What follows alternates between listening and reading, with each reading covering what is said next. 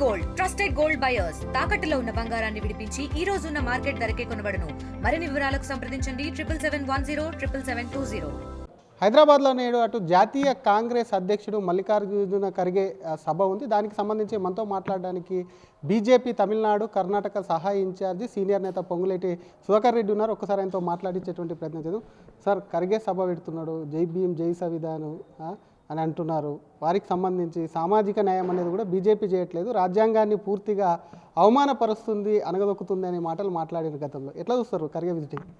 Congress party జాతీయ అధ్యక్షుడు వాళ్ళ పార్టీ సంస్థాగత కార్యక్రమాలు ఎవరైనా ఏదైనా కార్యక్రమాలు చేసుకోవచ్చు. బట్ వాళ్ళు ఇచ్చే స్లోగను ఏదో దెయ్యాలు వేదాలు వల్లెత్తినట్టు ఉంది. ఎమర్జెన్సీ పెట్టింది ఎవరు, నల్ల చట్టాలు తెచ్చింది ఎవరు, రాజ్యాంగాన్ని ఆల్మోస్ట్ హత్య చేసే కార్యక్రమం చేసింది ఎవరు? ఈరోజు సామాజిక న్యాయం నిజంగా జరుగుతుందంటే నరేంద్ర మోడీ గారు ఒక టీ స్టాల్ వ్యాపారం, ఒక బ్యాక్వర్డ్ క్లాస్ వ్యక్తి ఇలా మూడోసారి ప్రధానమంత్రి ఇంతెంతై ఒట్టడంతై ఈరోజు ప్రపంచవ్యాప్తంగా ఒక మార్గదర్శిగా తయారై ఒక నాలుగో బలమైన ఆర్థిక శక్తిగా ఈ దేశాన్ని తీర్చిదిద్ది మూడో బలమైన ఆర్థిక శక్తిగా ముందుకు పోతున్నాం. ఇదే బాబాసాహెబ్ అంబేద్కర్ గారిని రెండుసార్లు ఓడగొట్టిన కాంగ్రెస్ పార్టీ, రాజ్యాంగానికి తూట్లు పొడిచినటువంటి కాంగ్రెస్ పార్టీ, అనేక నల్ల చట్టాలను తెచ్చినటువంటి కాంగ్రెస్ పార్టీ, మీసా లాంటి అనేకి వక్ఫ్ పేరుతో కూడా చివరికి పేద ముస్లింలకు కూడా అన్యాయం చేసి వాళ్ళ దగ్గర ఉన్నటువంటి ల్యాండ్స్ కూడా లాక్కున్నటువంటి పరిస్థితిలో ఈరోజు వాళ్ళు మాట్లాడే మాటలు కేవలం ఓటు బ్యాంక్ రాజకీయాలు, అపీజ్మెంట్ పాలిటిక్స్ తప్పితే అటు కర్ణాటక కానీ ఇవన్నీ కూడా నేను చూస్తున్నా. ఎక్కడ కాంగ్రెస్ ప్రభుత్వంలో వాళ్ళు గ్యారంటీల పేరుతో అక్కడ 5 గ్యారంటీలు, ఇక్కడ 6 గ్యారంటీలు, చెవులో పూలు పెట్టే పరిపాలన తప్ప ఇవాళ ఏ వర్గం హ్యాపీ లేరు. అనేక రకాలుగా మోసపూరితమైనటువంటి దగాకోరు ప్రజా వ్యతిరేక పాలన చేస్తూ ఇలా సామాజిక న్యాయం అని చెప్పి అడావడి చేసి దమ్ముంటే ఇప్పుడు 42% రిజర్వేషన్ మీ పరిధిలో ఉన్నటువంటి అంశం మీరు చెప్పి కేంద్రం మీద ఏదన్నా చేయనప్పుడా కేంద్రం మీద నెట్టడం, ఏదైనా చేతగానప్పుడు. కానీ లివింగ్ అని హామీలు ఇవ్వటం, రకరకాలు చేయటం, 420 హామీలు ఇచ్చారు, 6 గ్యారెంటీలు ఇచ్చారు. ఎంతవరకు కంప్లీట్ చేశారు? ఇలా నిరుద్యోగ యువకులను అరెస్ట్ చేయడాన్ని కూడా తీవ్రంగా ఖండిస్తున్నాం. మరి వాళ్ళకి కడుపు గాలి వాళ్ళు మరి వాళ్ళకి వృత్తిస్తానని చెప్పి మీరు యూత్ పాలసీ అని తీసుకొచ్చారు. ఎక్కడ సామాజిక న్యాయం జరిగింది?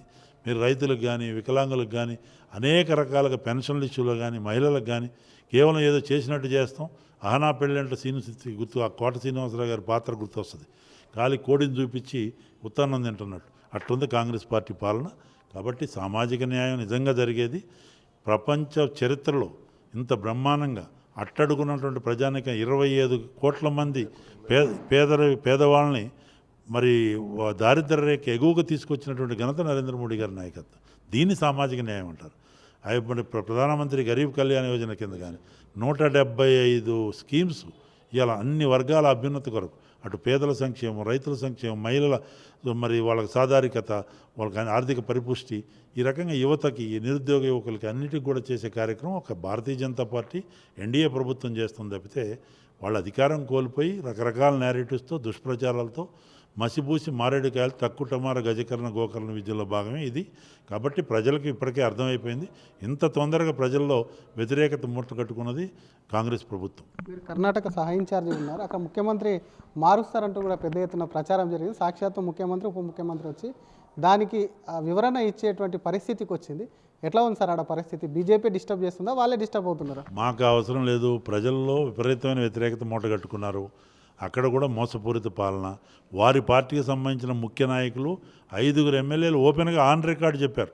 ఆ పాటిల్ గారని ఒక ఆయన, కాగే అని ఒక ఆయన, కొంతమంది 5 ఎమ్మెల్యేలు ఇక్కడ అసలు పాలన అంటూ లేదు, ఒక్క పని కావట్లేదు, అధికారం అంతా గాలిలో ఇది ఉన్నది, రకరకాల కరప్షన్ జరుగుతుంది. అక్కడ ఎస్టీ డెవలప్మెంట్ కార్పొరేషన్లో కరప్షన్ జరిగింది.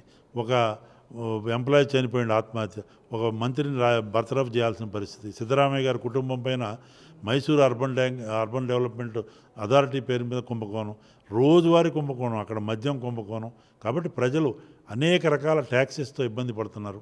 పాలన అనే దానికి అసలు అడ్రస్ లేకుండా పరిపోయింది కర్ణాటకలో. కాబట్టి వీళ్ళు రకరకాల దాగుడు మూతలు ప్రజల్ని వాళ్ళ యొక్క దుష్పరిపాలన నుంచి దృష్టి మళ్లించడం కొరకు వాళ్ళు ఆడుతున్నటువంటి రాజకీయ క్రీడ.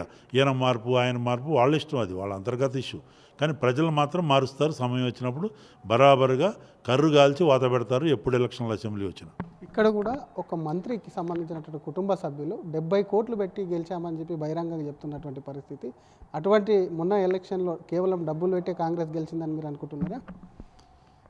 ఇది విచిత్రంగా ఉంది.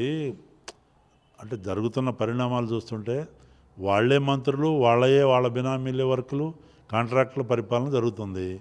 ఇక డబ్బు రాజకీయం కూడా ఎప్పుడు కూడా ఇంత చూడాలి. అందుకొరకే ఆ పార్టీ నుంచి నేను వచ్చిన కారణం కూడా ఆ రోజు టికెట్కి అప్పుడు ఉన్నటువంటి ఇన్ఛార్జ్ పెద్ద మొత్తంలో డబ్బు అడిగితే నేను దేశానికి సేవ చేయడం కొరకు ఆ పార్టీలో అనేక రకాల ఉద్యమాలు చేసి జైల్లో పోయి అన్ని రకాలు చేసినటువంటి వ్యక్తిని ఈరోజు విసిగిపోయి అట్లాంటి పరిస్థితి ఉంది. అందరికీ తెలుసు ఏం జరుగుతుంది ఇక్కడ. మరి అనేక రకాలుగా వాళ్ళు ఎవరిదో వాళ్ళు చక్కదిద్దుకుంటున్నారు. మిమ్మల్ని అడిగారా సార్ డబ్బులు అప్పుడు? చెప్పాను కదా, ఆ రోజు ఓపెన్గానే స్టేట్మెంట్. నేను జాయిన్ కావడానికి ఒకటే కారణం. ఆ రోజు కూడా 2019 31 మార్చ్ నేను భారతీయ జనతా పార్టీలో జాయిన్ అయినప్పుడు, అంతకుముందు రిజైన్ చేసినప్పుడు, రాహుల్ గాంధీ గారికి లెటర్ రాసినప్పుడు స్వయంగా నేను చెప్పా. ఆ రకంగా అంత కరప్షను అందే వాళ్ళ మంత్రులు, ఇప్పుడున్న క్యాబినెట్లో మంత్రులే ఇచ్చిన ఆరోపణలు చాలామంది చెప్పారు కదా. అప్పుడు అధ్యక్షుడు ఎట్లా పదవి వచ్చింది, లేకపోతే ఇంకోటి రకరకాలుగా ఉన్నాయి. ప్రజలందరికీ ఆ విషయాలు తెలుసు. కాబట్టి ప్రజలు విసిగిపోయి ఉన్నారు. ఇంత వ్యతిరేకత ఇంత తొందరగా కాకపోతే టీఆర్ఎస్ అట్లనే భ్రష్టు పట్టిపోయింది, ప్రజా వ్యతిరేక పరిపాలన. కాంగ్రెస్ అట్లనే. కాబట్టే భారతీయ జనతా పార్టీ వైపు చూస్తున్నారు. నరేంద్ర మోడీ గారి నాయకత్వంలో తెలంగాణలో కూడా బీజేపీ విజయడంక మోగిస్తుంది. Thank you sir. ఇది ఒకవైపు రాజ్యాంగాన్ని అనేక సార్లు తుంగలదొక్కి అవమానించినటువంటి పార్టీ ఈరోజు రాజ్యాంగం పేరు మీద కూడా రాజ్యాంగాన్ని అవమానిస్తున్నారంటే తమర్ని అనడం కూడా ఒకవైపు కూడా ఆకాశం మీద ఉమ్మేసినట్టే. బీజేపీ అనేక సంస్కరణలు తీసుకొస్తుంది, రాజ్యాంగం పట్ల అన్ని గౌరవిస్తూ కూడా అనేకమైన సామాజిక న్యాయం చేస్తుంటే తమపైన విమర్శలు అని చెప్తూనే మరొక పక్క కర్ణాటక సహా ఇన్ఛార్జ్ ఉన్నటువంటి నేను అక్కడ పరిస్థితి చూస్తే ఎప్పుడైనా ప్రజలు కూడా అక్కడ ఎన్నికలు వచ్చిన కాంగ్రెస్కు కర్రు కాల్చి వాత పెట్టేందుకు సిద్ధంగా ఉన్నారు. ఇక్కడ తెలంగాణలో మంత్రులందరూ కూడా అవినీతిమయంగా మారారు, ఎవరికి వాళ్ళు దోచుకుంటున్నారని చెప్పి కూడా అటు బీజేపీ జాతీయ నేత పొంగులేటి సుధాకర్ రెడ్డి అంటున్నారు. కెమెరామ్యాన్ గజపతో శ్రీధర్, RTV, హైదరాబాద్. తెలుగులో న్యూస్ కి ఫాస్టెస్ట్ యాప్ ఇప్పుడు టోటల్లీ న్యూ అవతార్లో జస్ట్ 5 సెకండ్స్ లో కంప్లీట్ న్యూస్. సోషల్ మీడియాలో ట్రెండ్స్ కి one stop solution. Live TV app voice search option తో ఇప్పుడే డౌన్లోడ్ చేయండి లేదా అప్డేట్ అయిపోండి. యాప్ లింక్ డిస్క్రిప్షన్ లో ఉంది.